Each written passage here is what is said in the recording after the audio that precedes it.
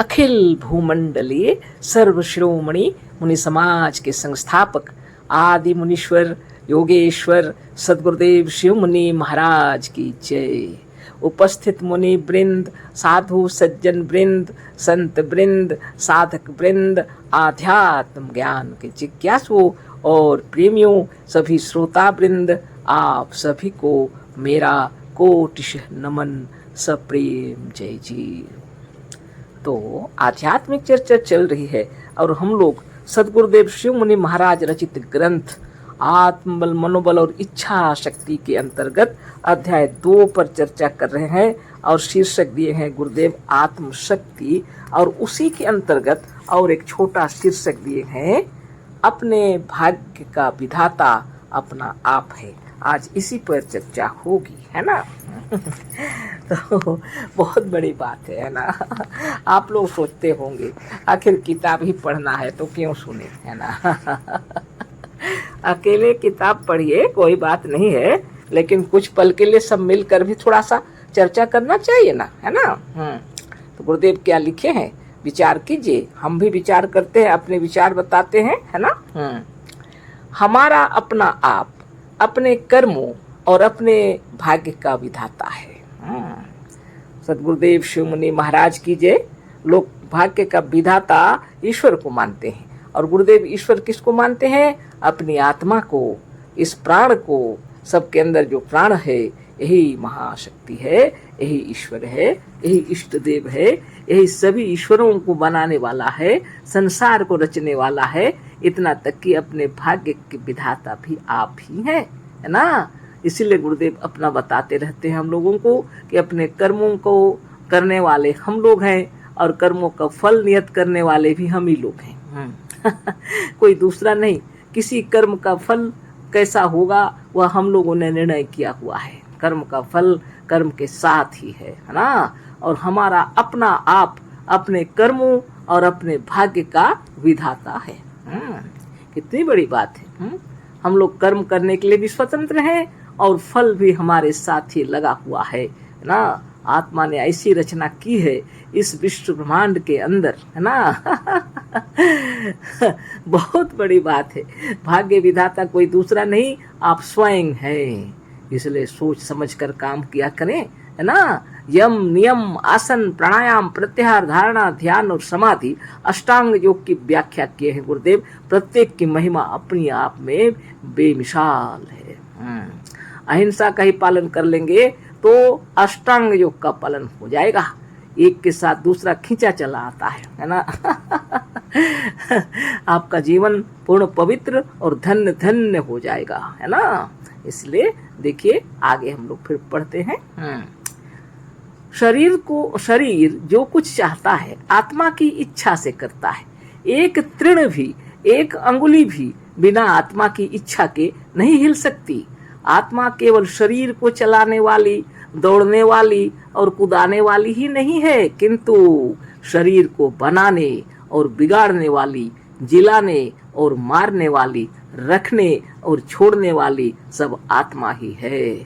धन्य धन्य सद्गुरुदेव शिव मुनि महाराज की जय।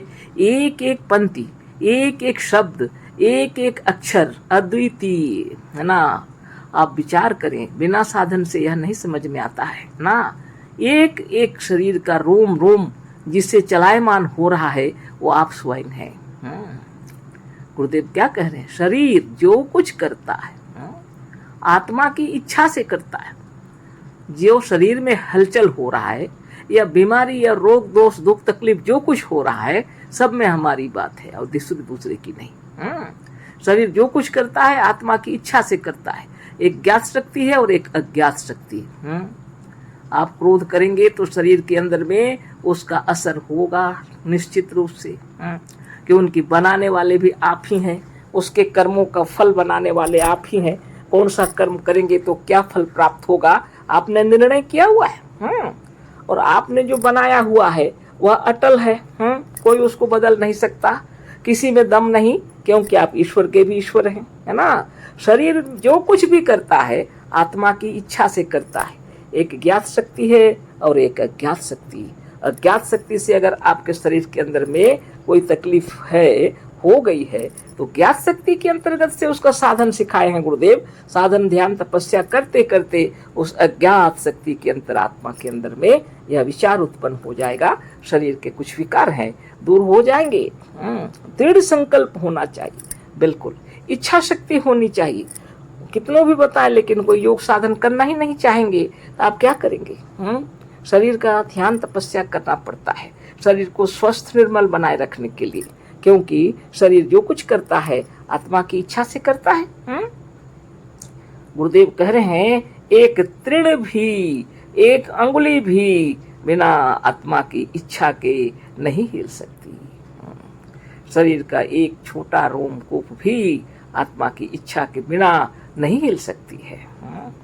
आत्मा केवल शरीर को चलाने वाली, दौड़ाने वाली नहीं है, कुदाने वाली नहीं है, किंतु शरीर को बनाने वाली भी है, बिगाड़ने वाली भी है, जिलाने वाली भी है, मारने वाली भी है, छोड़ने वाली भी है, सब आत्मा ही है ना। तो आप जो कुछ भी सोच रहे हैं इसको गहराई से समझिए, है ना।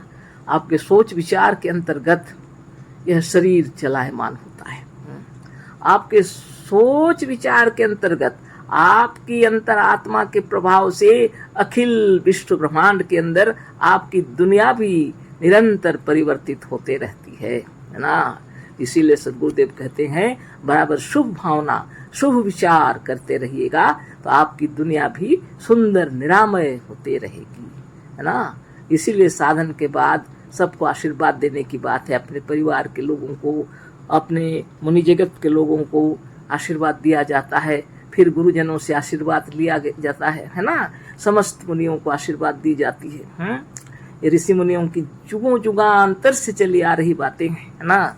सर्वे भवन्तु सुखिनः, सर्वे सन्तु निरामया, सर्वे भद्राणि पश्यन्तु मा कश्चित् दुःख भाग् भवेत्। यह आप्त वचन ऋषि मुनियों की वाणी है। हमेशा शुद्ध विचार करना चाहिए, सभी सुखी रहें। सर्वे भवन्तु सुखिनः, है ना, सभी सुखी रहें। सर्वे भवन्तु सुखिनः, सर्वे सन्तु निरामया, सभी निरोग रहें, निरामय रहें। सर्वे भद्राणि पश्यन्तु माँ कश्चित् दुःख भाग् भवेत्, सबको मैं भद्र के रूप में, सज्जन के रूप में देखूं, सबको श्रद्धा करूं मैं, ऐसी भावना की जा रही है। और किंचित भी मेरे दिलो दिमाग के अंतर में लेश मात्र भी दुख ना हो, है ना। सबको देख करके मैं सदा प्रसन्न रहूं, खुश रहूं, आनंद विभोर रहूं, संतुष्ट रहूं। ये सबसे बड़ी शक्ति है आपके अंदर। सोचने की शक्ति अगर ऐसी आ जाए तो ब्रह्मांड में आप जिधर देखेंगे उधर आनंद ही बिखर जाएगा, है ना। स्वयं साक्षात शिव यही आत्मदेव ही है ना। जब ये प्रसन्न होकर के जगत को देखेंगे तो चारों ओर बसंत ऋतु का आनंद दिखलाई पड़ेगा। वो क्रोधित होकर के जब देखेंगे तो राख पलट जाएगा, सब बदल जाएगा, है ना। आप क्या चाहते हैं यह तो गुरुदेव बतला रहे हैं। आप क्या सोच रहे हैं? आत्मा केवल शरीर को चलाने वाली, दौड़ाने वाली और कुदाने वाली है? नहीं, गुरुदेव कह रहे हैं शरीर को बनाने वाली भी है, बिगाड़ने वाली भी, जिलाने वाली भी है, मारने वाले भी है, छोड़ने वाले भी है। आप अगर मरना चाहेंगे तो आपकी इच्छा से मरेंगे, लेकिन आप यदि जीना चाहेंगे तो मजाल है कि कोई आपको मार दे, है ना। इसके लिए योग साधन की जाती है। सकल सिद्धियां आत्मा से बनी हुई हैं, सकल विश्व ब्रह्मांड आत्मा से निर्मित हुआ है ना। इस बात को अच्छा से समझना होगा, तब जाके आप आनंद विभोर रहेंगे। आपको मारने की शक्ति किसी में भी नहीं है ना। आप अगर ऐसा कार्य करेंगे, जो अष्टांग योग व्याख्या के गुरुदेव बताए हैं, इस पर जो चलेंगे उनके लिए लिखा हुआ है, ना तस्य रोगो न जरा न मृत्यु प्राप्त योगाग्निमयम शरीरम, है ना। जो यम नियम का पालन करते हैं उसके शरीर की बात हो रही है। जो आसन करते हैं, है ना, यम नियम के बाद सारी सिद्धि होती है। आसन, प्राणायाम, प्रत्याहार, धारणा, ध्यान और समाधि, साधारण बात नहीं है। तो विचार कर लीजिए, है ना। आयु निर्णय करके आप आए हैं, लेकिन चाहेंगे तो आप इसको बढ़ा सकते हैं ना, आपकी इच्छा। जब तक चाहें आप रह सकते हैं, लेकिन शरीर स्वस्थ, निरोग और निर्मल बनाए रखने के लिए निरंतर योगाभ्यास करते रहना चाहिए और यम नियम का सच्चा पालन करना चाहिए। सारा जीवन ही यम नियम पर ढल जाए तो कोई तकलीफ नहीं है। आगे पढ़ते हैं। जब तक आत्मा है तब तक यह शरीर जीता है। जब आत्मा निकल जाती है तब यह बेकार होकर मृतक हो जाता है। जब तक सांस तब तक आस, लोग क्यों बोलते हैं? अगर आपके हृदय में इच्छा शक्ति प्रबल है जीने की तो विघ्न से विघ्न परिस्थितियां भी सुधर जाएंगी। शरीर निर्मल और निरामय हो जाएगा। शरीर को स्वस्थ रखने के लिए किसी उम्र की कोई सीमा नहीं है। लोग जो सोचते हैं ना, अब तो बहुत उम्र हो गया, ज्यादा से ज्यादा उम्र हो गया, अब शरीर क्या बनेगा? लेकिन शरीर के निर्माण करता आप ही हैं ना। चक्रवेदन करते रहिए, शरीर निर्मल और निरामय होगा। हर उम्र में शरीर निर्मित और निर्मल होते रहता है, आपके ऊपर निर्भर करता है। आप निरंतर साधन, योगाभ्यास, प्रणव और प्राणायाम करते रहिए। शरीर के मृतक जो कोष है वो तो निरंतर निकलते रहते हैं, नवीन कोष निर्मित होते रहते हैं। उम्र की इसमें कोई सवाल जवाब नहीं है ना। आप आनंद से साधन ध्यान कीजिए, आप स्वस्थ रहिए। जब तक शरीर में आत्मा है शरीर को कोई खराबी नहीं हो सकती, लेकिन भावनाओं को निर्मल बना के रखिए, शरीर निर्मल हो जाएगा। ये थोड़ा सा है लेकिन पढ़ के पूरा ही करना पड़ेगा, है ना। जिस शरीर की उसकी अपनी आत्मा निकल जाती है। अब जिस शरीर से आत्मा निकल गई उसको तो कोई नहीं कुछ कर सकेगा। उस शरीर को देवी देवता, डॉक्टर, वैद्य और ईश्वर कोई ऐसा नहीं है जो हिला सके। अब शरीर से आत्मा निकल गई, उसके बाद हमारा आपका कोई काम नहीं है। लेकिन शरीर में अगर आत्मदेव हैं तो आप निर्मल और निरामय हो सकते हैं। चाहे जिसी परिस्थिति में भी हो, आपके दृढ़ संकल्प के साथ प्रणव और प्राणायाम करें, श्वास पर ध्यान लगाएं, अपने गुरुजनों से सीख करके सब ठीक हो जाएगा। कोई भी असाध्य बीमारी नहीं है। आगे पढ़ते हैं। ईश्वर को लोग सर्वव्यापक कहते हैं, अतः भक्तों और मजहबी लोगों का ईश्वर तो सर्वव्यापक होने से उस मृतक शरीर में भी है जिसे जीवात्मा ने छोड़ दिया है। पर जीवात्मा के निकल जाने से मजहबी ईश्वर के रहते हुए भी शरीर सड़ गल कर नष्ट हो जाता है। बार बार गुरुदेव क्यों लिखते हैं? क्योंकि हम लोग के मनोमस्तिष्क में ईश्वर के विचारधारा जो बनी हुई है ना, उसको सर्वश्रेष्ठ समझना और अपने को तौहीन और तुच्छ समझना, इसको निकृष्ट समझना, ये गलत हो रहा है। इसीलिए गुरुदेव बताते हैं वह सर्वव्यापक ईश्वर मजहबी लोगों के हिसाब से सब जगह जो व्याप रहा है, तो मृतक शरीर में भी अवश्य है ना, लेकिन जीवात्मा उससे श्रेष्ठ है, सो बता रहे हैं। लेकिन जीवात्मा के निकल जाने पर भी और उस सर्वशक्तिमान ईश्वर के शरीर में व्यापक होने पर भी शरीर सड़ गल कर नष्ट हो जाता है ना। तो ऐसा हो जाता है ना। तो कौन है जो आपके शरीर को बना के रखा है? वो तो आपकी आत्मदेव है ना, आपकी आत्मा है। इसको समझिए। अतः इस शरीर को बनाने और बिगाड़ने वाला ना ईश्वर है, ना कोई देवी और देवता है, और ना वैद्य और डॉक्टर है। शरीर को बनाने वाली शक्ति आपके अंदर, बिगाड़ने वाली शक्ति आपके अंदर। ना कोई ईश्वर बना रहा है ना बिगाड़ रहा है, ना कोई देवी देवता, ना वैद्य ना डॉक्टर। वैद्य, डॉक्टर, देवी देवता सब कब तक काम करते हैं? जब शरीर में आत्मा रहती है। आत्मा ही निकल जाएगी तो कहाँ का देवी और देवता और कहाँ के ईश्वर और कहाँ के डॉक्टर और कहाँ के वैद्य, किसी काम के नहीं। तो कौन बना रहा है शरीर को? स्वयं प्राण शक्ति, आत्म शक्ति। इसके रहने से शरीर निर्मित होता है, भावनाओं के अनुसार निर्मित होता है। इस शरीर को जिलाने वाला यदि कोई है तो उसका नाम जीव है।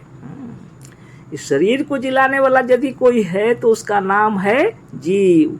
मंत्र तंत्र भी कोई चीज नहीं। मंत्र तंत्र को आप इतना जो डरते हैं ना, वो किसी काम का नहीं।